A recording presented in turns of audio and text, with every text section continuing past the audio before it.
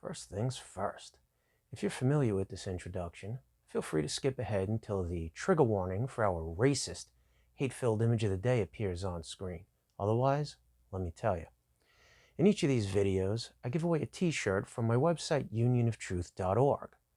That t-shirt goes to whichever comment in the comment section scores the highest on my double-secret proprietary rating scale, and they'll get to pick whichever design they want from the website.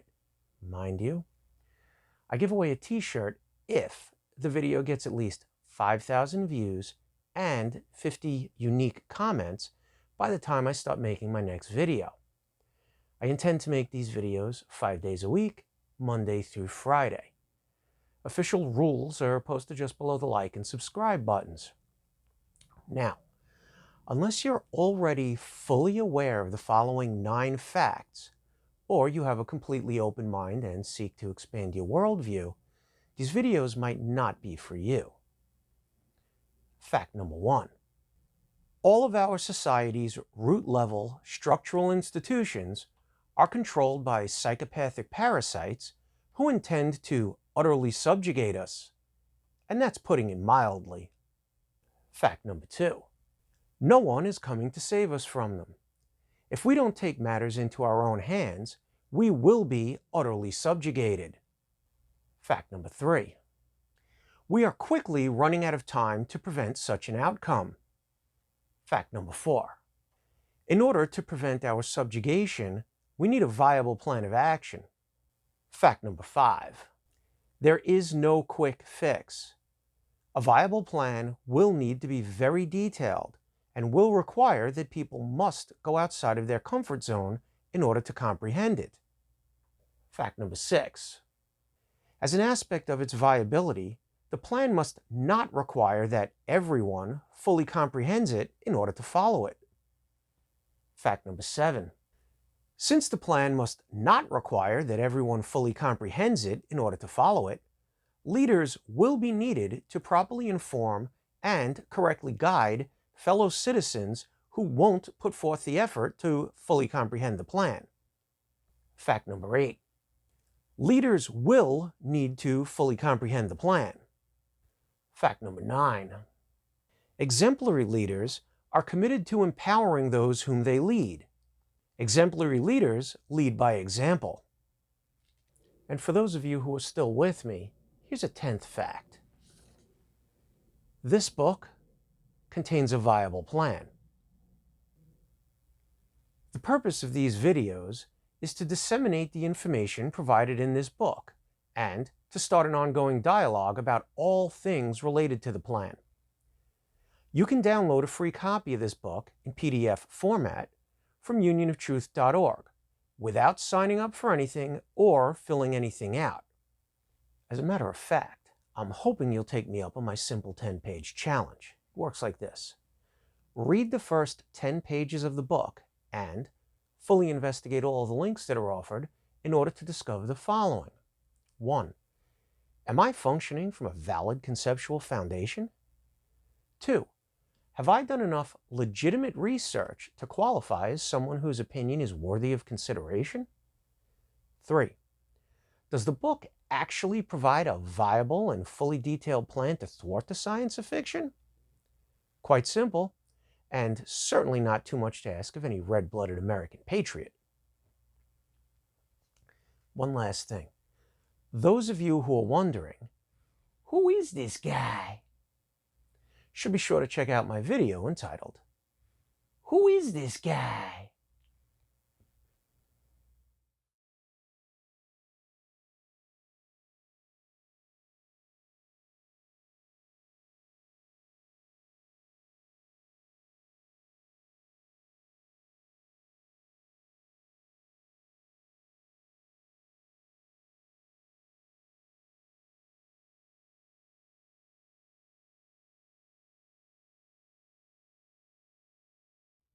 Please, let us know exactly what you found most hateful and oppressive about that low-down image. Your feedback is vital to our ongoing mission of greater understanding. All right, In this episode, we're going to go through the section called the Military-Industrial Complex, pages 37 through 40. Let's do this. Page 37, Section 7, the Military-Industrial Complex.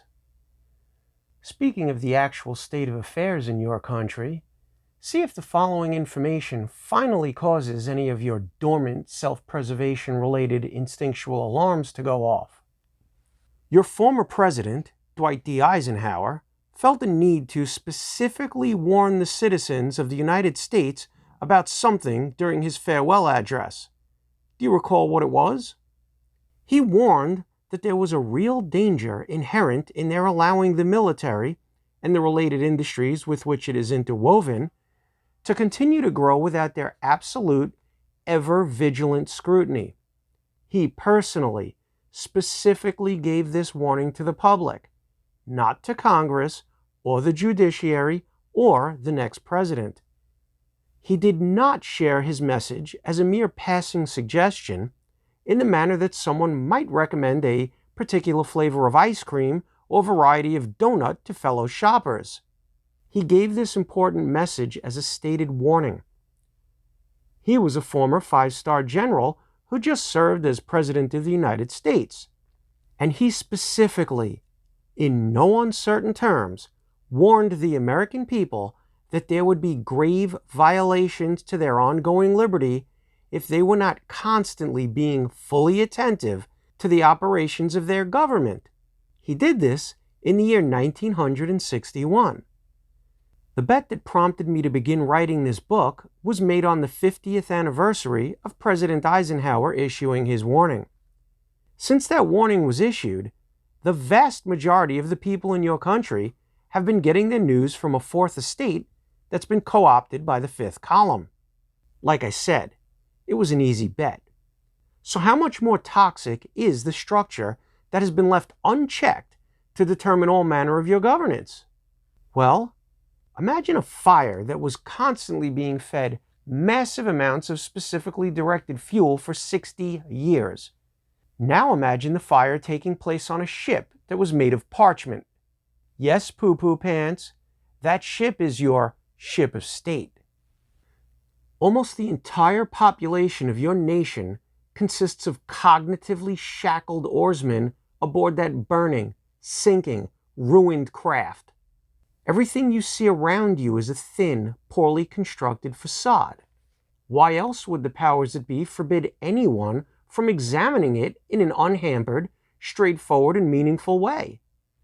How else could it have come to be that the economically disadvantaged young adults in your country, who obviously have some level of ambition and a desire to work, but have no other shot of ever legitimately making it in the real world, would go overseas in the name of freedom to kill other people and things for what are, unbeknownst to them, nothing but proven, paid, expert, hyped pretenses that have been manufactured by the powers that be?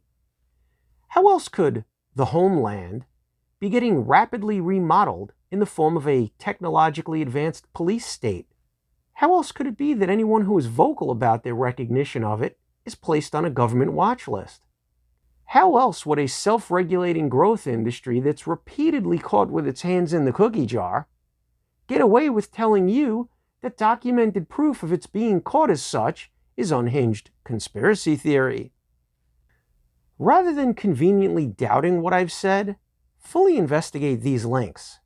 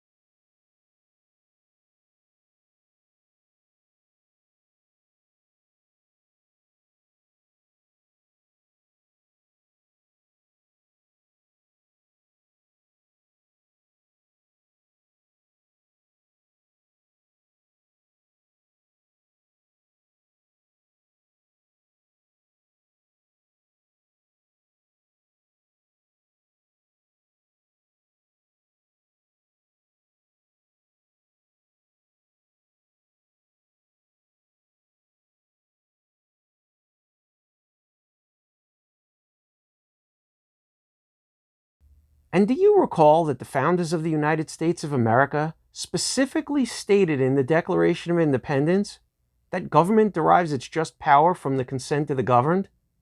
Well, guess what? Power does not reside in a ballot.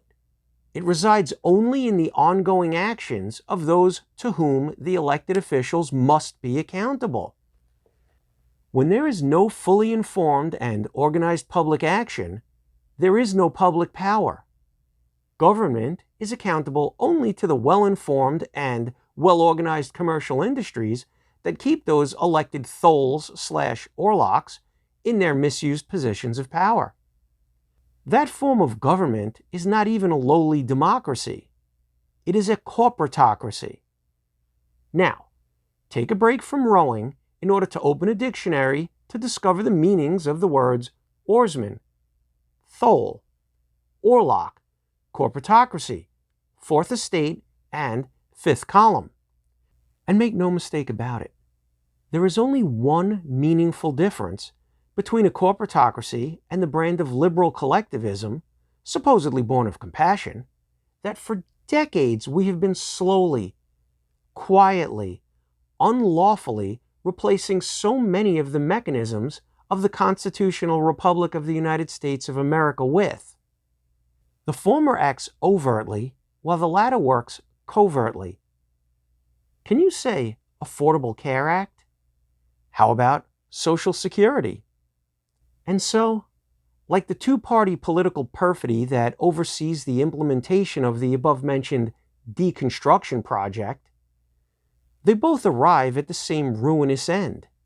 It's achieved by way of the public being led to believe that the empowerment of what are actually parasitic entities is, in fact, needed to protect that public from all potential threats. Number 1. A must-read article by law professor Jonathan Turley entitled Big Money Behind War, the Military-Industrial Complex.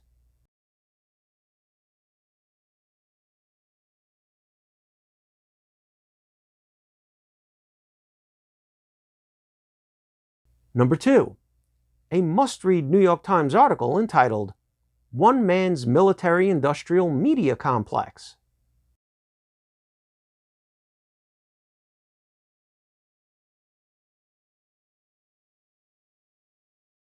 Number 3. A must-watch PBS documentary made in the late 1980s by Bill Moyers entitled Secret Government. It will give you some idea of what President Eisenhower was warning you about. Remember that it was made over 20 years ago.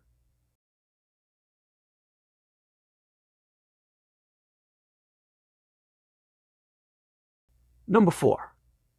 A free electronic copy of a small book/pamphlet that might seem vaguely familiar, entitled War is a Racket. It was written by General Smedley Butler, who, at the time of his death, was the most decorated Marine in the history of your country.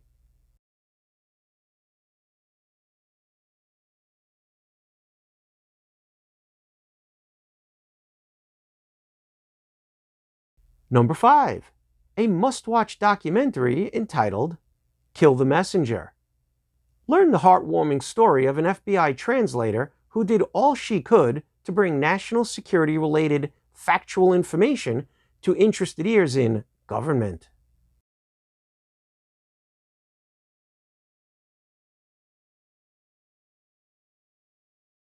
Number 6. President Eisenhower's farewell speech. I highly recommend that you watch the entire speech.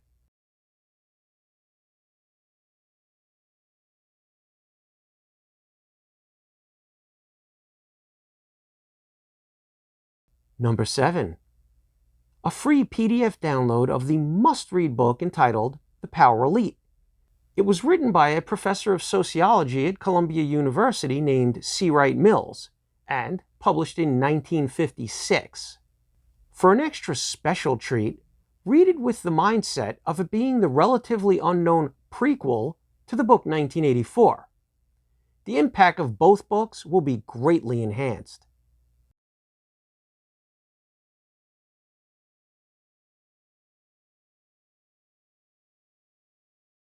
Number 8. A documentary film entitled Why We Fight. It looks into the real reasons why America is continuously involved in armed conflicts.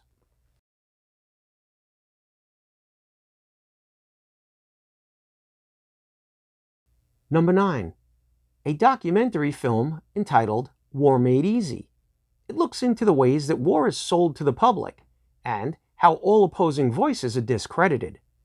Most importantly, make sure to watch and listen to the words of a former senator starting at the running time of 105.11 and follow closely until the end of the film. If you do nothing else, at least go right to that point in the movie and rewatch it a few times.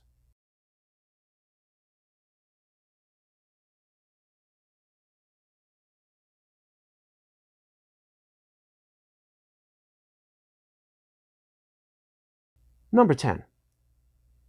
An article that talks about the U.S. Army illegally ordering psychological operations to be run on senators visiting Afghanistan in order to manipulate them into providing more troops and funding for the war.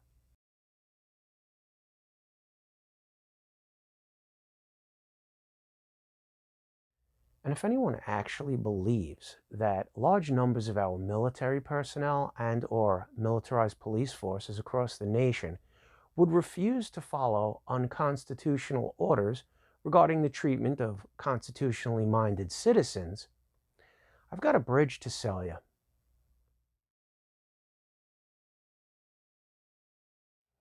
Yes, we've certainly got our work cut out for us, but I am convinced that we can do this. On that note, let's meet back here tomorrow. Till then, take good care of yourself and remember, objectivity, logic, fidelity, because absurdity knows no bounds.